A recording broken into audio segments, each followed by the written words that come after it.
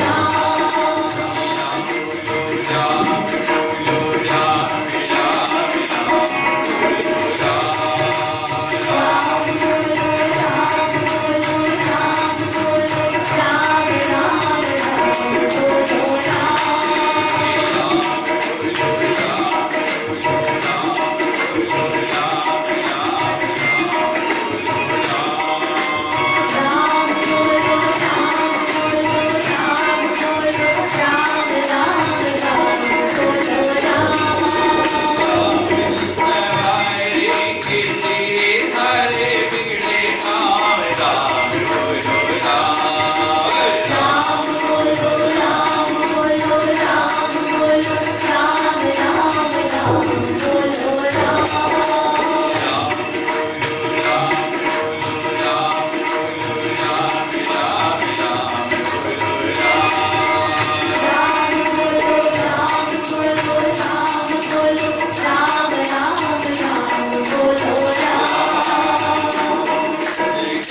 बार भी नहीं कहा कि मुझे जाना है, और कह भी दिया माज मोहे दीजे कछु जीना, जैसी रघुनायक मोहे दीना। के बाद कोई निशानी दीजिए, मैं कैसे जाके बताऊंगा। बड़े दिल से गोदी में बैठी और बातें कर रहे हैं। माँ ने क्या किया, चूड़ामणि उतार तब देयो, और हर्ष समेत पवन सुत लेयो। हाथ से चूड़ामणि उतार दी और हनुमान जी के सामने कर दी, और हनुमान जी ने भी बड़े प्रेम से लेके रख लिया। शंका करते हैं सीता जी के पास चूड़ामणि कहां से आ गई। अनुसुईया ने वस्त्र और गहने दिए, रामचरितमानस में पढ़ते और कहा था कि ये कभी गंदे नहीं होंगे, मैले नहीं होंगे, इनको धोना नहीं पड़ेगा, और इन गहनों की चमक आभा कभी कम नहीं होगी। अब चूड़ामणि दे दी, और कोई गहना नहीं दिया, चूड़ामणि ही क्यों दी।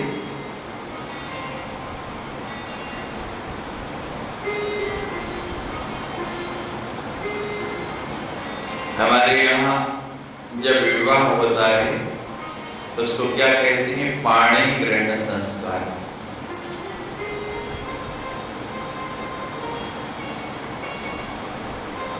उसका हाथ ग्रहण किया, अपने हाथ में पकड़ा है और हाथ का गहना दे रही है कि हे भगवान तुम्हें कुछ स्मरण है, ये कंकण तुमने मुझे पहनाए थे। जब अनुसुईया ने दिए तो वहां कोई चूड़ी बेचने वाला तो था नहीं, ना कोई और था, और तुमने ही बड़े प्रेम से पहनाया था। तुम्हें याद आ जाए, कहीं तुम मुझे भूल गए हो, कहीं मेरा विस्मरण हो गया। भगवान को संदेश देने के लिए, बताने के लिए हनुमान जी ने बड़े प्रेम से, बड़े संजोग कर उसको अपने पास रख लिया। निशानी मिल गई, स्वीकृति मिल गई, अनुमोदन हो गया, बिना मांगे जाने की आज्ञा मिल गई। आज्ञा मांगी नहीं, स्वतः ही मिल गई। जब भेंट दे दी, घर में कोई अतिथि आता है, ब्राह्मण आया, साधु आया, भिक्षा डाल दिया, विदा होने का समय आ गया, अतिथि को लिफाफा दे दिया, वक्त हो गया, अपने आप ही समझ काफी। तो हनुमान जी को निशानी मिल गई, अपने आप अब गोदी से उतर गए, खड़े हो गए। अब भी आज्ञा नहीं मांगते हैं, अब भी कुछ कहते नहीं है कि मैं जा रहा हूं, लेकिन जानकी भी समझ गए कि जाएंगे नहीं तो आएंगे कैसे, और जिस कार्य के लिए आए हैं वो पूर्ण कैसे होगा, और भगवान को संदेश कैसे मिलेगा।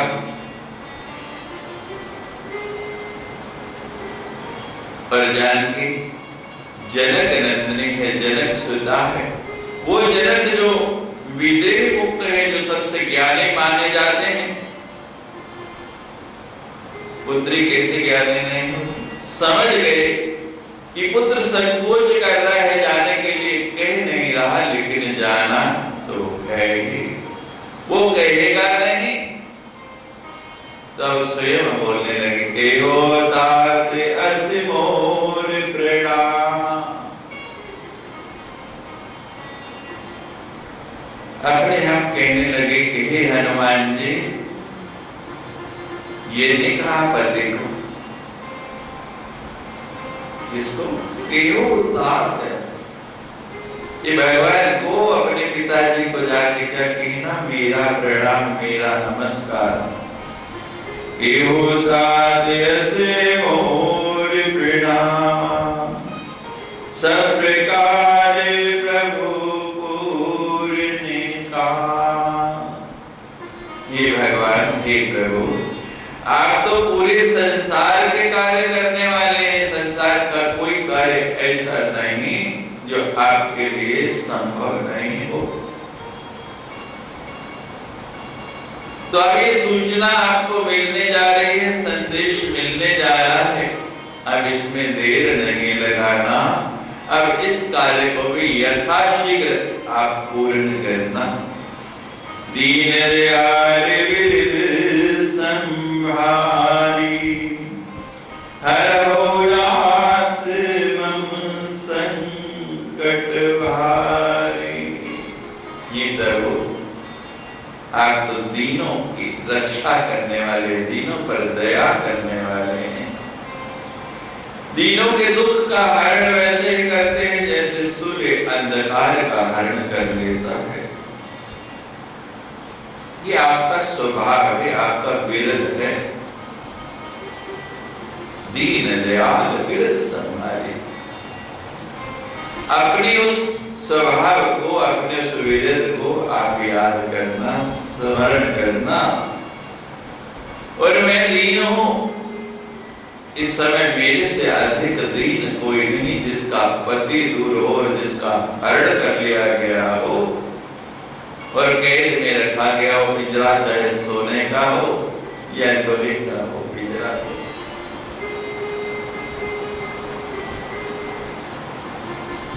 हे प्रभु, अब आप ही आके मेरे संकट को, मेरे दुख को दूर कर सकते हैं। और ये छोटा नहीं, बहुत बड़ा संकट है। स्त्री के लिए सबसे संकट की बात क्या है कि पति से दूर रहना। और दूर भी किस परिस्थिति में रहना, जब उसका हरण कर लिया गया और जिसने हरण किया हो वो उसके पास विवाह प्रस्ताव रख रहा हो कि तुम मेरे साथ विवाह करो। इससे बड़ा संकट क्या होगा।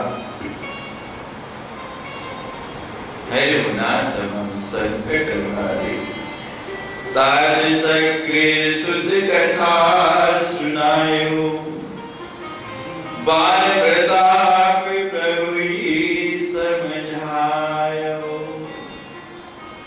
हनुमान जी से जाके कह रही है कि जो कथा मुझे आके तुमने सुनाई, कौन सी कथा? सक्र सुत इंद्र के पुत्र जयंत की कथा। यही कथा जो कि जो तुमने जाके सुनानी है भगवान को, तात सक्र सुत कथा सुनायो।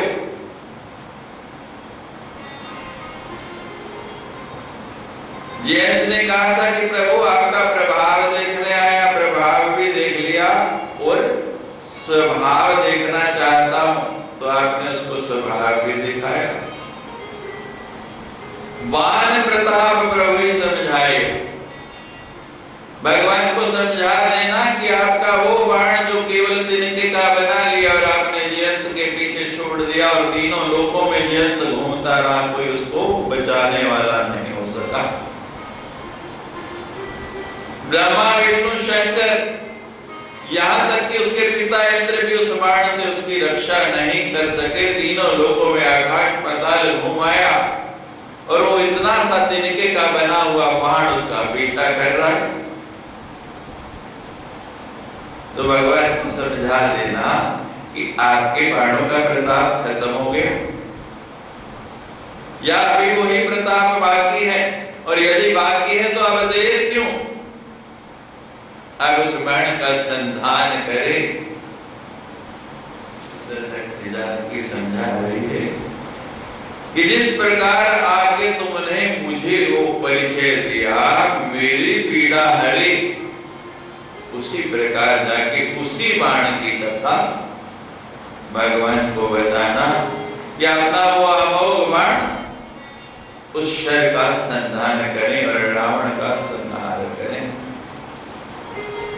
मास दिवस महुनाथ मुनि मोहि जियत ना पावा। अब अल्टीमेटम दे दिया। पहले तो बता दिया कि करना क्या है,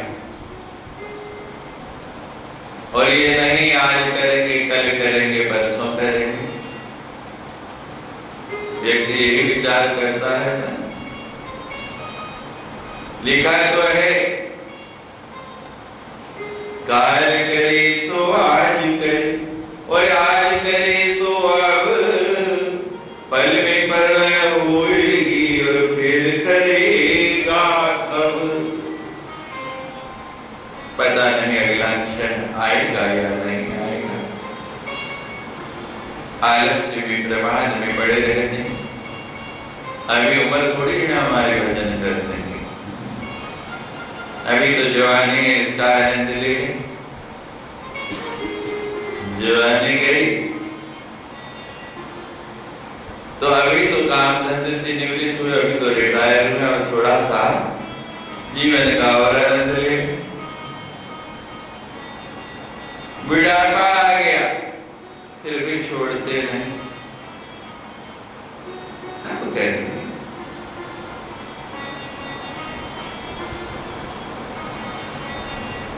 गुरुवाणी में लिखा है, सोची सोच ना होई, जो सोचे लख बार। जो केवल सोचता ही रहता है, सोचता ही रहता है, वो कुछ नहीं कर सकता। और जिसको करना है ना, इधर आया विचार और उधर कर दिया। अब भगवान कब आएंगे, नहीं आएंगे। तो जानकी ने पहले तो दे दिया निर्देश और संदेश की करना क्या है, लेकिन ये नहीं कि आज करेंगे, कल करेंगे, परसों करेंगे, जैसे लोग कहते हैं आज करे सो कल कर, और कल करे सो परसों। इतनी जल्दी क्या पड़ी, अभी जीना है बरसों। कहते कि भगवान ये नहीं सोचने लग पड़े। तो जानकी क्या अल्टीमेटम दे दी है कि वीर बजरंगी हरे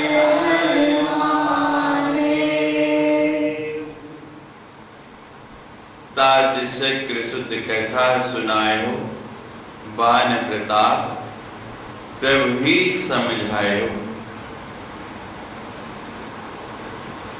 भगवान को उस बाण का प्रताप समझा देना जो बाण उन्होंने जयंत के पीछे छोड़ा था। और अब जानकी जी समय दे रही हैं, हनुमान जी से कह रहे हैं कि जाके भगवान को बता देना, मास दिवस बहुनाथ ना। ज्यादा समय नहीं है, अधिक समय नहीं, मास। कितना समय दे दिया? 1 महीने का। केवल 30 दिन का समय है। भगवान को बोल देना, मास दिवस महुनाथ नावा। जाके उनके चरणों में मेरी विनय पूर्वक विनती करके, प्रणाम करके ये बात कह देना कि हे भगवान, जानकी ने कहा है कि मास दिवस के 1 महीने के बाद का जो दिन, ये महीना तो जाएगा लेकिन इसके बाद का दिन नहीं आएगा। महुनाथ नावा, मेरे जीवन में उसके बाद का दिन नहीं आएगा। यदि आप 1 महीने में नहीं आए तो मैं अपने प्राण त्याग दूंगी। अब तक इन प्राणों को संजो के क्यों रखा हुआ था? अब तक आपको मेरी सुधि नहीं थी। अब आपका संदेश मेरे पास आ गया और मेरा संदेश आपके पास पहुंच रहा है। 1 मास के भीतर आपको आना होगा। अब जानकी जी ने 1 मास का ही समय क्यों दिया?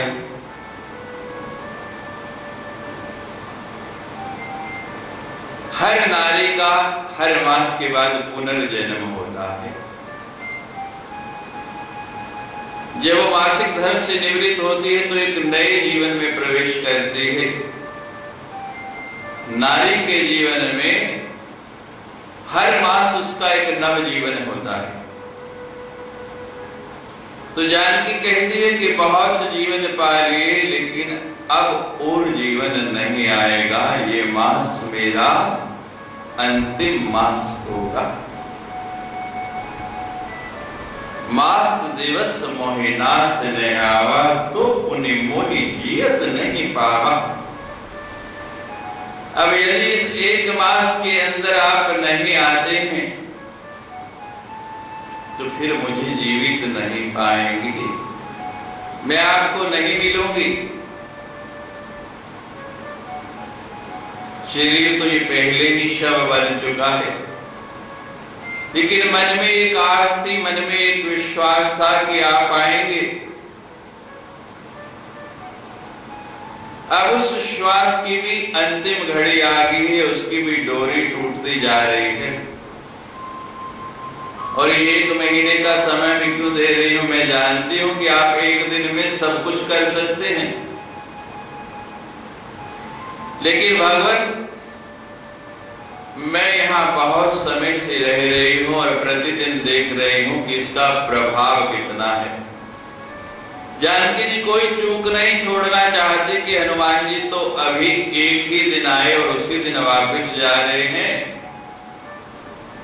और 1 दिन में पूरी जानकारी नहीं हो सकती, लेकिन मैं प्रतिदिन देख रही हूं कि रावण का प्रभाव कितना है।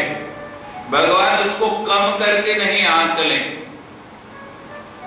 और कहीं चूक हो जाए इसलिए तैयारी के लिए समय दे रही है। और थोड़ा भी नहीं, पूरा 1 महीना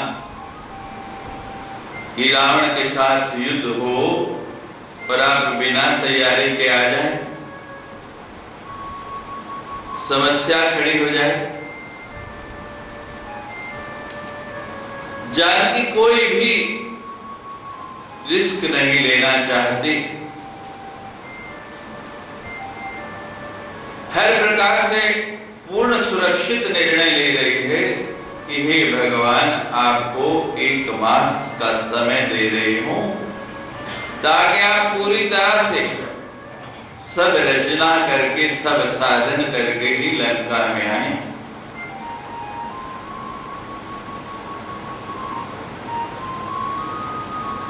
कहो कभी की विधि राखो प्राण।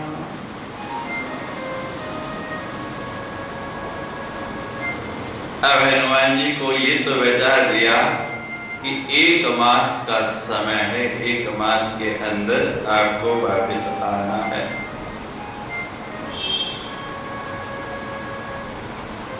उसके बाद हनुमान जी से कहती है, हनुमान जी बल तो मैंने आपका देख लिया, बल कुशल देख लिया। आते ही आपने लंकनी को मारा, अक्षय कुमार को मारा, अशोक वाटिका उजाड़ी और फिर पूरी की पूरी लंका जला दी। इसमें तो कोई संदेह नहीं,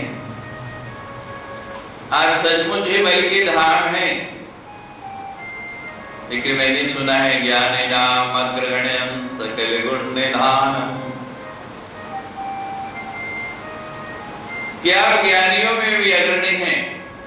हनुमान जी मैंने 1 मास का समय दे दिया, लेकिन मैं समझ नहीं पा रही हूं। अब तक तो ये जीवन गुजर रहा था, बीत रहा था कि भगवान को सूचना ही नहीं है, क्योंकि उनकी अनुपस्थिति में मेरा अपहरण हुआ। लेकिन अब तो भगवान जान गए, मुझे पता है कि उनको सूचना मिल गई। अब ये समय कैसे गुजरेगा, ये 1 महीना मेरे प्राण कैसे रहेंगे। कहो कभी कही विधि राखो कि हनुमान जी अब आप बताइए, वो रास्ता बताइए कि जिससे 1 महीना मेरे ये प्राण बचे रहे, 1 महीना और मैं इस जीवन का निर्वाह कर सकूं।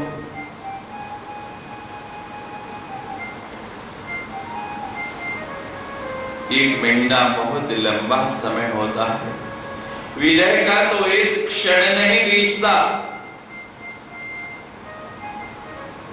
आप कभी किसी को स्टेशन लेने के लिए गए और गाड़ी लेट हो रही है, एक एक मिनट कैसे बीतता है, घड़ी को बार बार देखते हैं, कितना लंबा हो जाता है। किसी के इंतजार है, सूचना मिल गई कि स्वामी जी फ्लाइट से आ गए, यहां से देख लिया फ्लाइट उतर गई, अब चेकआउट में समय लगना है, बाहर आने में समय लगना है, यहां पहुंचने में बार बार द्वार की ओर निहारते हैं, इतनी देर समय उतना ही लग रहा है, लेकिन विरह की तड़पन ऐसी है, इंतजार की एक एक घड़ी इतनी बड़ी हो जाती है कि वो बीतती ही नहीं। तो जानकी कह रही है कि ये 1 महीना बीतेगा कैसे, मैंने कह तो दिया। तो कभी कही विधि राखो प्राण, तो तात कहते अब जाना। और हनुमान जी, मेरे जीवन में एक आशा की किरण आई थी, थोड़ा अवलंबन मिला था, थोड़ा धैर्य मिला, मुझे थोड़ी शांति प्राप्त हुई। जब किसी को व्यक्ति अपना दुख कह लेता है तो दुख हट जाता है। एकांत में बैठा बड़ा दुखी है और कोई ऐसा व्यक्ति आ जाए जिससे थोड़ा बोलने का, कुछ मन की बात कहने का अवसर मिल जाए तो मन हल्का हो जाता है।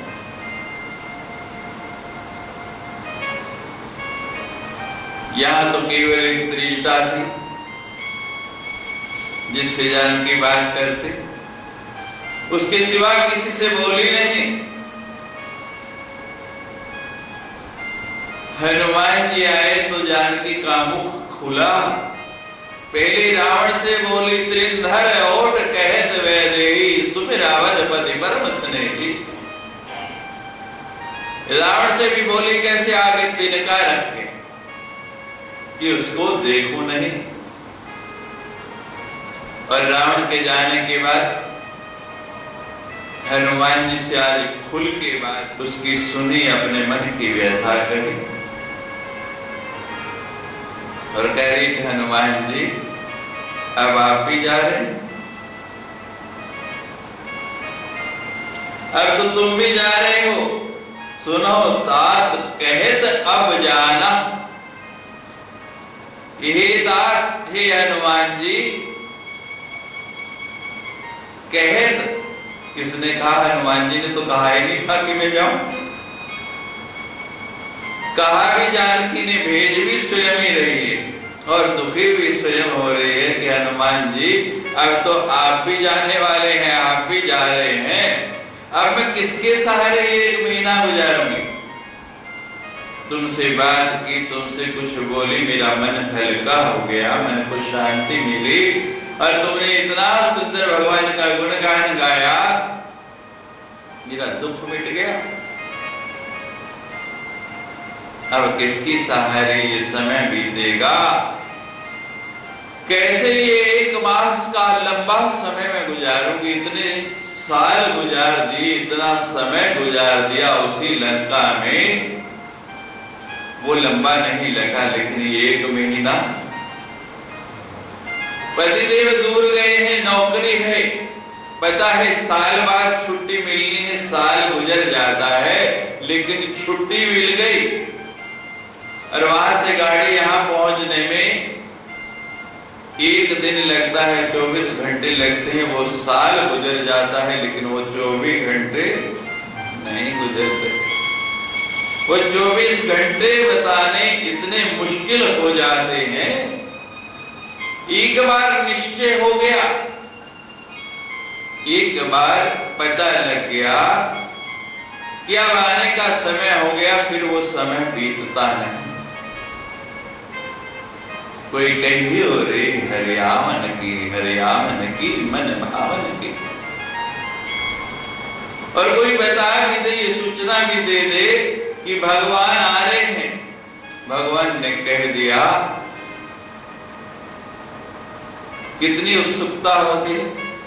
कोई अतिथि आने वाला है, सूचना मिल गई, तैयारी हो गई। जैसे जैसे समय नजदीक आता जाता है वैसे वैसे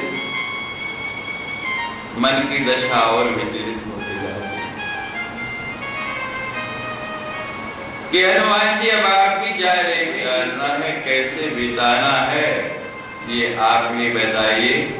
इस समय को गुजार पाना अब मेरे बस की बात नहीं। तो हृदय की शीतल भई छाती, पुनि सो कहूं सोई दिन सो राती।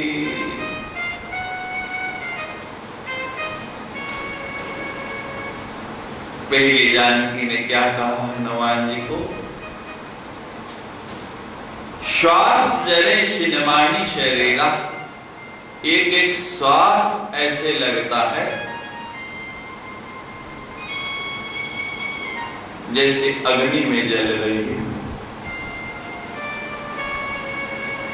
अब क्या कह रहे हैं कि हनुमान जी आप प्रातः काल आए, अब संध्या हो गई, आप जाने वाले हैं। दिन का ये समय, ये 12 घंटे का समय,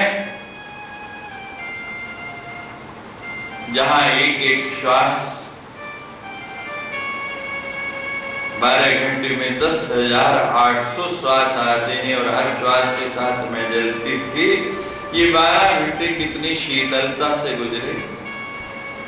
तो ही देखी, तुम्हें देख के ये मेरी छाती इतनी शीतल हो गई, ठंड पड़ गई। इतने समय से जो अग्नि जल रही थी, उस अग्नि की जगह तुम्हारे प्रेम की, तुम्हारे संदेश की शीतलता ने मुझे इतनी शांति प्रदान की कि मेरी छाती जो है पुनः सुखपूर्वक धड़कने लगी। तो ही देखी, और जिसको देख के ये शीतलता मिली थी अब वो भी जा रहा है।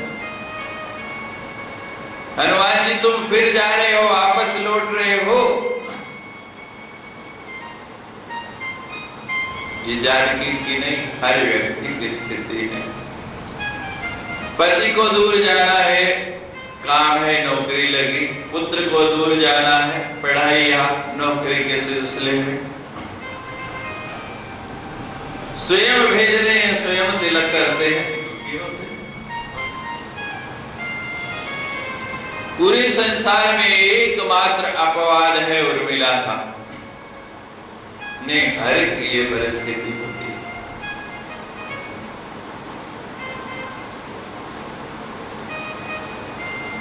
कहती है पुनः मेरा तो वही सारे का सारा दिनचर्या हो जाएगी। पुनि सो कहूं सोई दिन सो राती। अब दोबारा पुनः से वही दिन, वही रात, वही विरह की घड़ियां, वही संताप, वही अग्नि। ये 1 मास कैसे बीतेगा?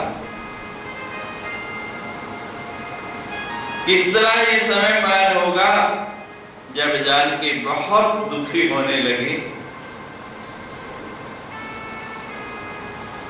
अब हनुमान जी से नहीं रहा गया। हनुमान जी स्वयं बड़े दुखी हैं। इस परिस्थिति में छोड़ के जाना नहीं चाहते। जानकी को बड़े प्रेम से समझाने लगे, जनक सुतई समझाए करी बहुविधि धीरज दीनी चरण कमल सिरुनाए कबीर गमन राम पे की।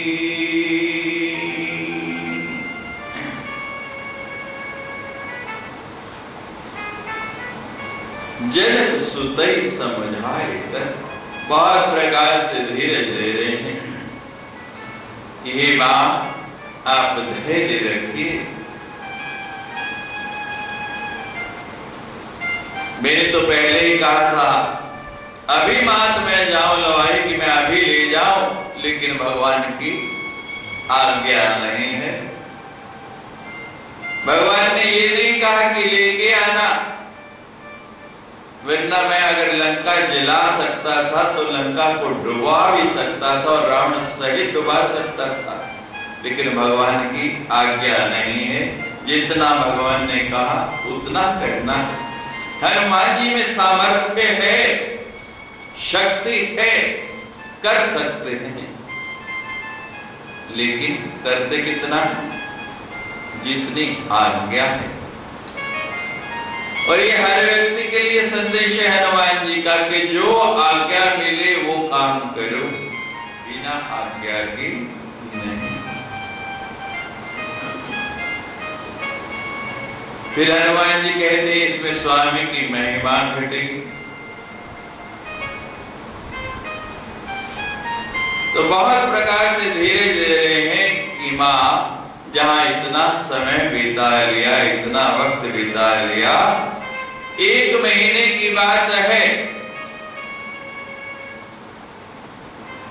जैसे भगवान का सुमिरन करते करते पहले समय गुजारा है, अब सुमिरन के साथ इस आस को लेके भी कि भगवान 1 महीने के बाद आ रहे हैं और मां आपने 1 महीने का समय दिया है और मैं हनुमान आपके सामने आपका पुत्र आपको ये वचन देता हूं कि मैं 1 महीने से पहले ही भगवान को यहाँ लेके आऊंगा और आपको इस बंधन से छुड़ा के वापस ले जाऊंगा।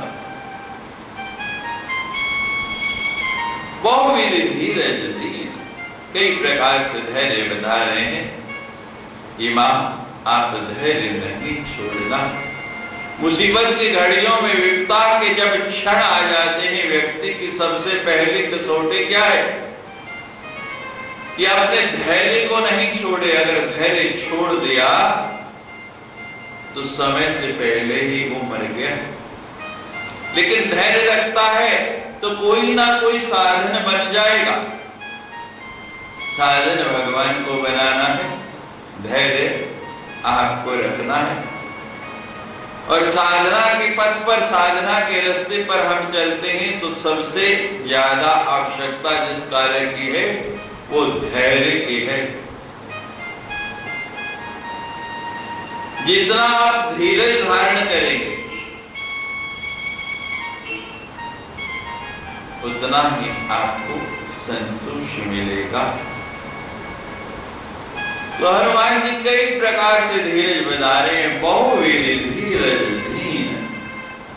और अब हनुमान जी कहते हैं कि अब रुकने का समय नहीं, अब चलना ही उचित है। कई बार क्या होता है, हर व्यक्ति के जीवन में ये होता है कि दूसरे का दुख देख के, उसके दुख में उसको द्रवित देख के हम भी द्रवित हो जाते हैं। अब इतना प्रेम उमड़ आया हनुमान जी के मन में जानकी के प्रति, मां के प्रति। मां को और दुखी नहीं देख सकते कि कहीं ऐसा नहीं हो कि मैं भी मां के दुख में बह जाऊं और यहां से वापस ही नहीं लौटूं, और वापस नहीं लौटूंगा तो भगवान को सूचना कौन देगा, भगवान को बताएगा कौन। तो अब बिल्कुल विलंब नहीं कर रहे हैं हनुमान जी। अब एकदम से धीरज देने के बाद क्या क्या, चरण कमल सिरुनाए कबीर। हनुमान जी में इतना भी साहस नहीं है कि नेत्र मिला सके। जो जानकी की स्थिति देखी उसके नेत्रों की ओर भी नहीं देख पाते हैं। एकदम सिर झुका लिया चरणों में, चरण कमल सिरुलाए कपिल, चरणों में सिर निवाया। और सिर निवाने के बाद दूसरा काम क्या किया?